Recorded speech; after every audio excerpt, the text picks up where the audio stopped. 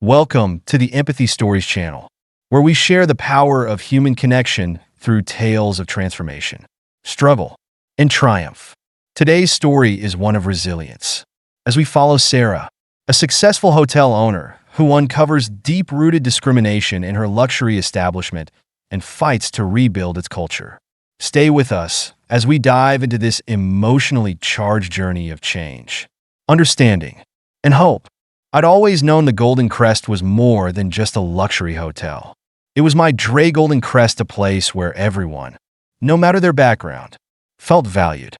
It was to be an oasis of fairness, where wealth and status didn't define the quality of service or the warmth of the welcome. But it was on an ordinary Tuesday morning that I decided to pay my hotel an unannounced visit. No makeup, no fancy attire, just me in a simple t-shirt, jeans, and a baseball cap. I wanted to see it through the eyes of my guests, to experience the hotel as someone who wasn't the owner, but a regular visitor, an anonymous face among many. I needed to know, were we truly living up to the values I so desperately wanted to instill? Was there something more going on behind the polished facade that I wasn't seeing? As I walked through the hotel's front entrance, the familiar scent of fresh flowers and polished marble greeted me. The lobby was pristine, the chandelier above casting a soft golden glow over everything below. Guests bustled about, their laughter and chatter blending with the soft hum of ambient music. I could almost taste the luxury in the air. But as I approached the reception desk, I felt an unexpected wave of tension in my chest. The young woman behind the counter, a receptionist named Emily, barely looked up from her paperwork as I approached.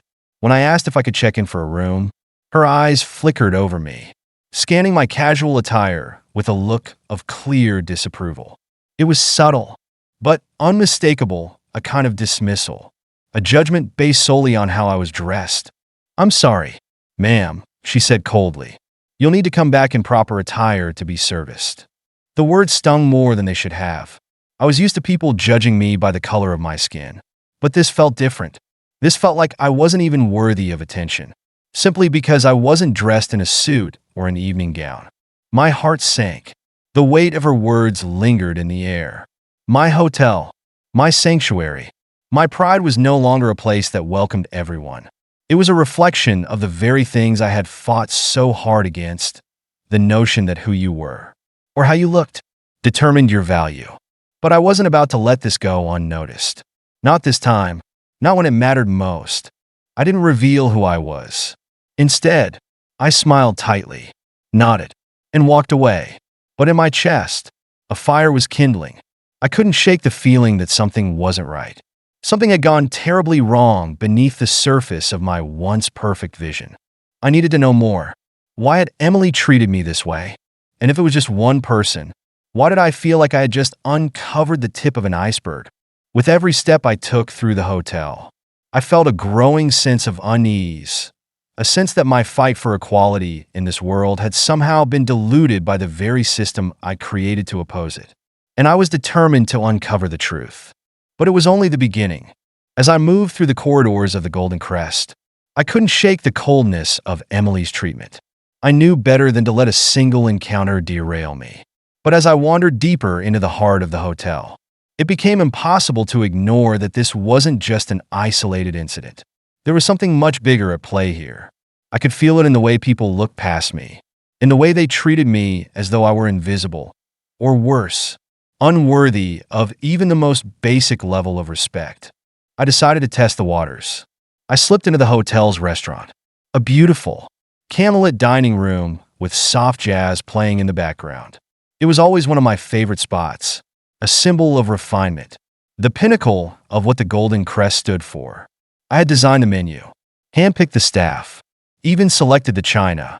But as I walked up to the host podium, ready to request a table for one, the hostess looked at me with a raised eyebrow. "Excuse me," I began, trying to keep my voice steady. "Could I have a table for dinner?" She hesitated, her eyes scanning me from head to toe, lingering on my simple attire. The hesitation was slight, but telling. She looked over at the adjacent tables, then back at me, before replying. "I'm afraid we don't have anything available at the moment." Perhaps another time. A table? At prime dinner time? There wasn't a chance in hell. The dining room was barely half full, and I knew the hotel's seating arrangements like the back of my hand. I didn't react immediately. Instead, I took a moment to breathe. But as I stood there, something shifted. A strange calm washed over me. I had spent years building this place to be a sanctuary, a place where people could come to escape the chaos of the world. I had crafted every corner with care, every detail with love. Yet here I was, standing in my own hotel, being treated like an outsider. It was like I was looking at a mirror reflecting something I didn't want to see. It wasn't just the guests who were being excluded. It was me, too. I turned and walked away. This time I stepped slower, more deliberate. I didn't need to press the issue any further. I already knew what was happening. It was discrimination. But what struck me was how deeply it was woven into the fabric of this place. The Golden Crest was not just a hotel. It was a microcosm of society, a reflection of the prejudices that existed outside its walls. And I had been too blind to see it. Too blind to see that while I'd been busy running the business, the culture of exclusivity, of privilege, had quietly taken root in my very own establishment. I had to know if this was a systemic issue, if it was happening across the board, or if it was something more localized, a product of personal biases that needed to be addressed. I walked to the hotel's lounge, a quieter space, tucked away on the far side of the building. The low hum of conversation and clinking glasses greeted me as I approached the bar. I sat on a stool and ordered a simple drink, observing the staff and guests. There, seated at a table by the window, was a group of well-dressed women, laughing and chatting. I watched as one of the waitstaff, a young black man named Marcus, approached them with a smile. "Good evening, ladies," he said, his voice warm and respectful. "Can I get you anything to start with?" The women barely glanced at him. One of them, a woman in a red dress, looked him up and down before raising an eyebrow. "No," she said dismissively. "I don't think you're our type." Marcus, to his credit, didn't flinch. He simply nodded, turned, and walked away without a word. But I could see the hurt in his eyes, the weight of rejection that didn't belong to him, but to the environment that had built this world of exclusion. I couldn't stand it. I had to act. I called Rachel, my assistant, and asked her to meet me at the hotel immediately.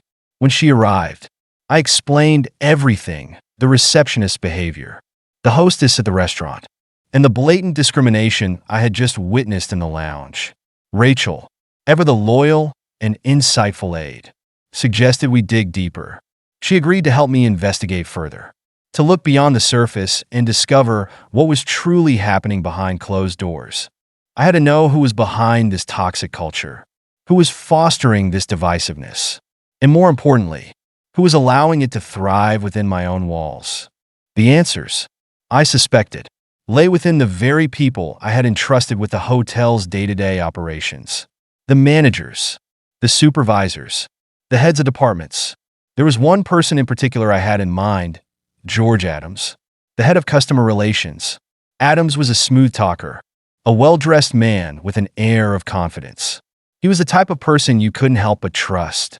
But I had learned over the years that the most charming faces often hid the darkest secrets. We were about to uncover something far deeper than I had ever anticipated.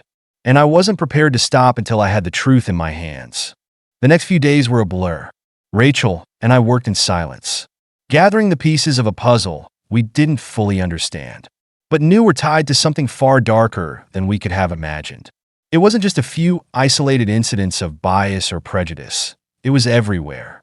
And as I dug deeper, it became clear that this was not merely a matter of individual actions. It was a culture of elitism, classism, and a toxic hierarchy that permeated the very core of the Golden Crest. I had always prided myself on the idea that this hotel represented the best of what I could offer: elegance, sophistication, inclusivity, and above all, the value of respect for all people, regardless of their background. But somewhere along the way, those ideals had been overshadowed by power and privilege. The hotel, once a beacon of opportunity for those who dreamed of a better life, had become a monument to discrimination, both subtle and overt. Rachel and I began meeting secretly after hours, poring through guest feedback reports, speaking to staff members who had come to trust us. The more we uncovered, the more we realized just how deep the rot ran. The most alarming finding came when we accessed the internal communications between the management team. There, in black and white, was evidence of the exact kind of systemic discrimination I had feared. In one email chain, an anonymous manager discussed the types of guests the hotel preferred to accommodate: wealthy, white, and refined. Anything outside of that ideal was dismissed subtly, but unmistakably. There's a certain aesthetic we must maintain. One of the emails read, "Our clients expect an exclusive experience. We need to keep up the image, or we risk losing the high-end crowd. If we attract too many people of different backgrounds, it might tarnish our reputation." I felt sick to my stomach. This wasn't just about poor service or a few rude individuals.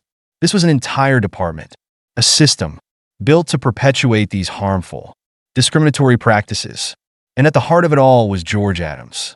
The more I learned about him, the more I realized he wasn't just a figurehead in customer relations. He was the architect of this exclusionary culture. But it wasn't just his words I was uncovering. The employees I spoke to were beginning to open up, each story worse than the last. A young woman in housekeeping confided in me about how she had witnessed managers blatantly ignoring or mistreating guests of color, sending them away or giving them inferior service without a second thought.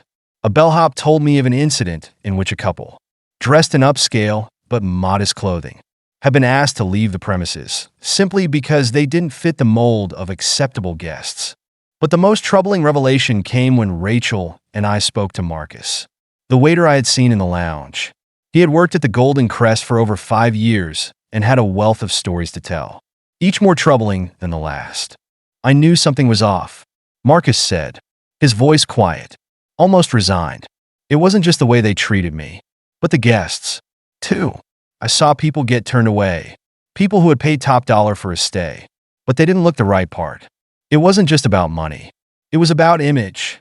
It was about a kind of exclusivity that felt like it was meant to keep certain people out. Not just the poor ones, but the people they didn't think belonged. The ones who didn't fit their idea of class. His words hit me hard. It wasn't just that we had become a place of elitism.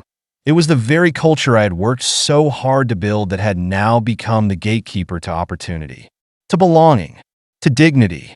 My pride in the Golden Crest felt like a betrayal of everything I stood for. But there was no time to dwell on the shame of it all. I needed to act, and I needed to act fast. Rachel and I had gathered enough evidence to bring George Adams in. I knew the confrontation would be difficult. He was well liked by most of the staff, and his smooth demeanor made it hard for anyone to suspect him. But I wasn't going to let him get away with it. Not after all the work I'd put into making this hotel a place of pride for the community. For people like Marcus, for anyone who believed in second chances. We arranged a meeting in my office, and I told Rachel to prepare herself. This was going to be a battle, one I knew I couldn't fight alone. When George arrived, he was as polished and charming as ever. He greeted me with a warm smile, and I couldn't help but feel a pang of guilt for what I was about to do. He had been loyal.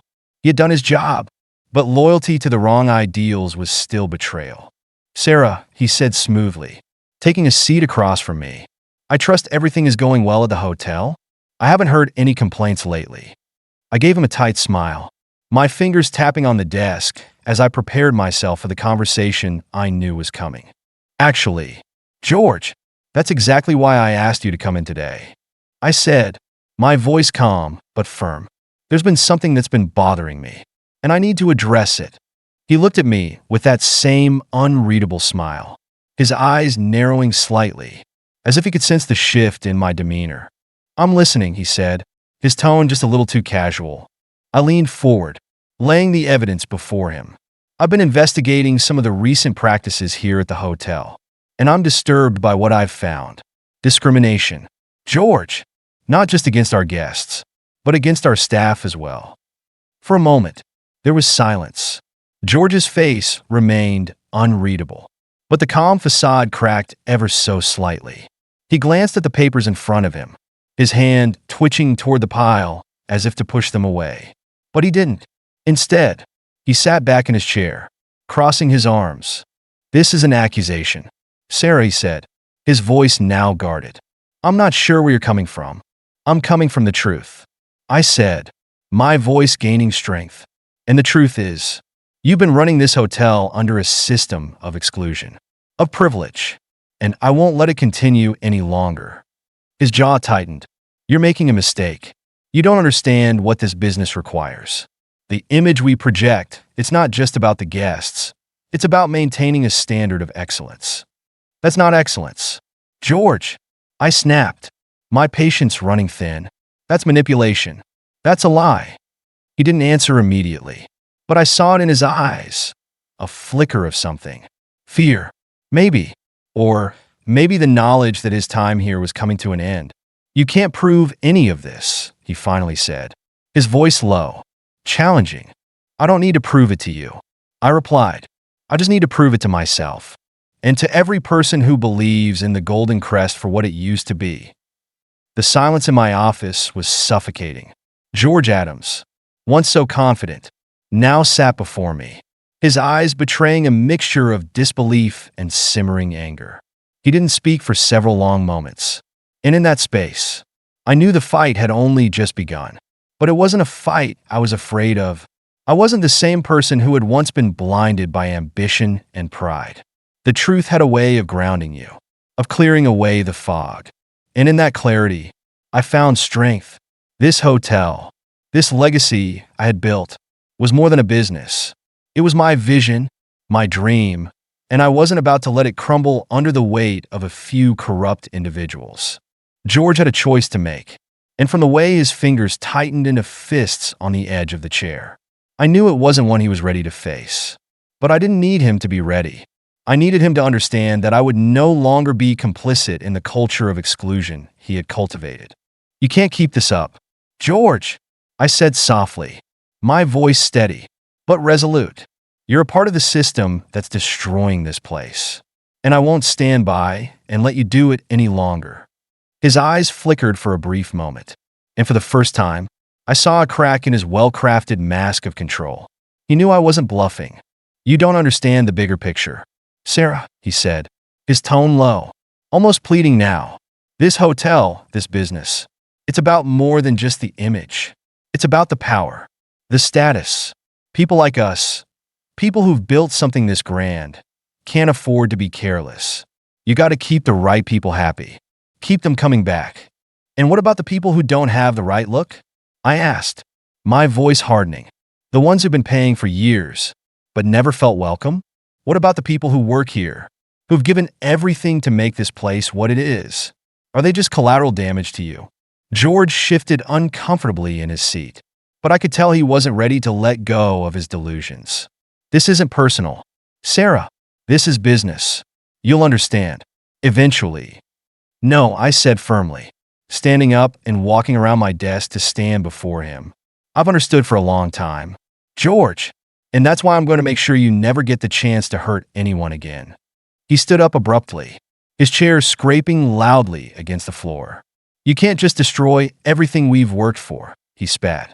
"You think you can just walk in here and change everything? You don't even know what it takes to run this place." I stared at him, unflinching. "I don't need to know what it takes to run a corrupt business, but I do know what it takes to build a place where people are valued, where they don't feel like they're being judged by the color of their skin, or their socioeconomic status, or anything else. I've spent years building this hotel to be more than just a 5-star establishment, and I'll be damned if I let you ruin it for everyone." The room was thick with tension. George's jaw clenched as if he was weighing his options. But deep down, I knew there was no negotiating with someone like him. This wasn't about compromise. It was about making a stand. And in that moment, I realized I had already made it. "Consider this your resignation, George," I said, my voice unwavering, effective immediately. He gaped at me, the reality of what I was saying sinking in. "You're making a huge mistake," he hissed, turning toward the door. But before he could leave, I added one final word. "I'm not making a mistake, George." I'm fixing one. As the door slammed shut behind him, I let out a long, steadying breath. My heart was pounding, but it wasn't out of fear. It was out of something else, something I hadn't felt in a long time. A sense of clarity. I was taking back control of my hotel, of my vision. The Golden Crest had once stood for luxury, but now it would stand for something more. It would stand for integrity, for inclusion, for the belief that everyone deserved to be treated with respect. But the hard work was just beginning. The next few weeks were a whirlwind of meetings, reevaluations, and difficult decisions. I had to make sure that this wasn't just a symbolic victory. The culture of discrimination wasn't something that could be eradicated in a single confrontation. It would take time, patience, and a total overhaul of the way we ran things. But I was determined to make it work. I started by meeting with the staff, everyone from the front desk employees to the kitchen staff to the housekeeping teams. I wanted them to understand that this change wasn't just for the guests. It was for them too. The people who worked tirelessly behind the scenes, who were often overlooked, had just as much of a stake in the Golden Crest future as anyone else. I know things have been difficult, I said in one of the first staff meetings. And I'm sorry, I failed you by not seeing what was happening under my nose. But that changes today. We're going to build a hotel that reflects the values we all believe in. We're going to make sure that every guest who walks through these doors feels welcome, no matter who they are, where they come from, or what they look like. There were murmurs of agreement, and I could see the relief in the faces of some of the staff members. They were tired of the old ways. They were ready for change, just as much as I was. But no one was more committed to the change than Marcus, the waiter from the lounge. After hearing the stories of how he had been treated by guests and colleagues alike, I made it a point to sit down with him and ask how I could help. "I've never felt more powerless," he said quietly, his eyes downcast. "But it feels different now. Like maybe there's a chance for things to be different." I placed a hand on his shoulder, offering him a small, genuine smile. "There is, Marcus. There absolutely is. And you're going to help me make it happen." With each passing day, I could feel the atmosphere in the Golden Crest changing. Slowly but surely, we were rebuilding the culture, the relationships, the respect that should have always been at the heart of this place. The transformation wasn't easy. There were bumps along the way. Some employees didn't take kindly to the changes, and there were guests who didn't appreciate the new direction. But every time there was pushback, I remembered why I was doing this. This wasn't just about saving a hotel.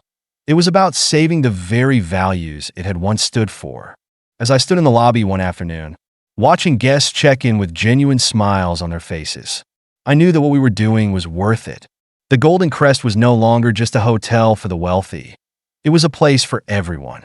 And in that, I found something even more rewarding than luxury. I found a sense of purpose.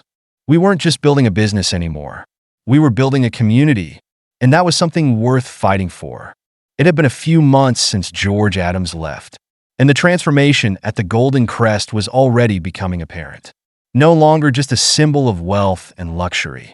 The hotel had started to shift into something deeper, a place where every guest, no matter their background, felt welcomed and valued. But for all the progress we had made, I knew there was still so much more to do. The road to true change wasn't just about tearing down the old structure.